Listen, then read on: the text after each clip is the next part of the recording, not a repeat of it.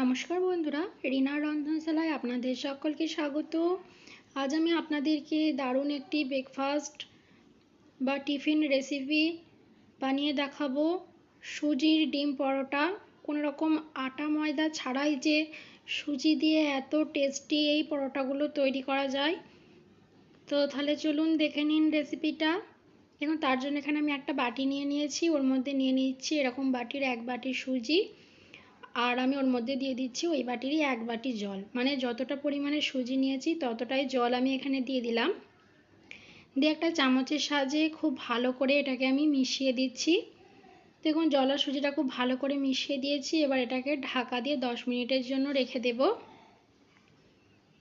দেখুন ফিরে এলাম 10 মিনিট পর। 10 মিনিট পর আমি ঢাকাটা খুলে নিচ্ছি।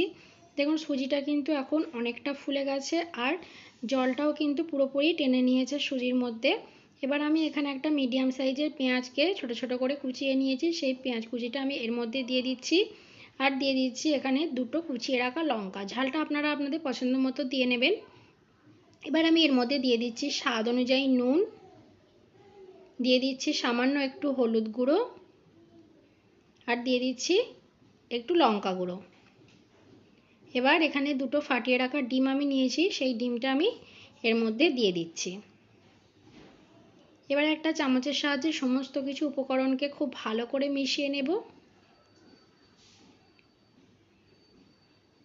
দেখুন সমস্ত কিছুকে ভালো করে মিশিয়ে নিয়ে ঠিক এই রকম একটা ব্যাটার আমরা রেডি করে নিয়েছি। দেখুন দেখলেই বুঝতে পারবেন। এবার গ্যাস অন করে একটা তাওয়া চাপিয়ে দিয়েছি, তাওয়াটাকে খুব ভালো করে গরম করে ওর মধ্যে 1 চামচ তেল দিয়ে তেলটাকে খুব ভালো করে ওর মধ্যে ছড়িয়ে দিয়ে আবারও আমি তাওয়াটাকে খুব ভালো করে গরম করে নিয়েছি।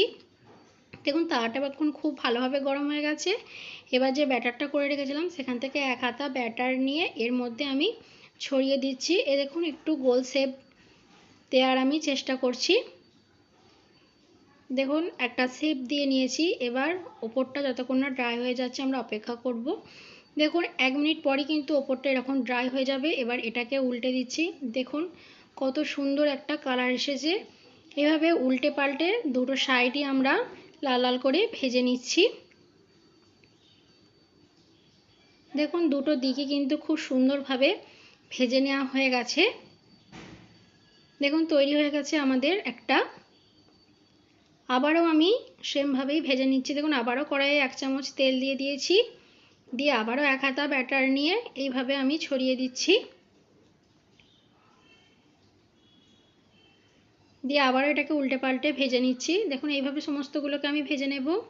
দেখুন সমস্ত পরোটাগুলো কিন্তু আমাদের ভেজে নেওয়া হয়ে গেছে। আর পরোটাগুলো কিন্তু ভীষণ নরম হয়, ভীষণ টেস্টি হয়। দেখুন আপনারাও বাড়িতে অবশ্যই একবার এইভাবে বানাবেন আর আমাকে কমেন্টে অবশ্যই জানাবেন যে আমার ভিডিওটা কেমন লাগলো। ভালো লাগলে একটা লাইক করে চ্যানেলটাকে সাবস্ক্রাইব করে দেবেন। আজকের মতন এই পর্যন্তই। ভালো থাকবেন, সুস্থ থাকবেন। ধন্যবাদ।